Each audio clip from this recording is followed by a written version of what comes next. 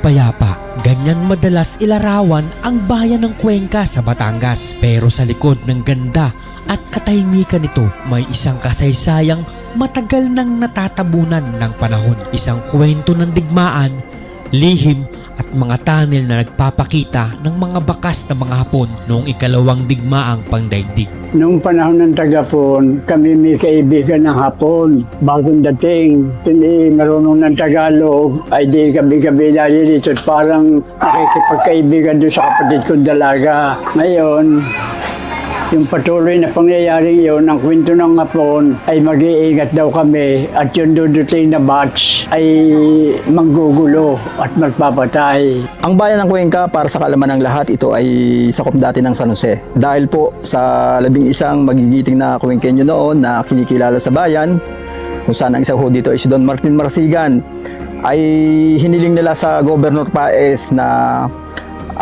ito ay mapahiwalay. Ang Cuenca ay naging napakalaki ng bahagi ng panahon ng Hapon sapagkat ito ho yung ginawa ho na kublihan ng mga Hapon noong una.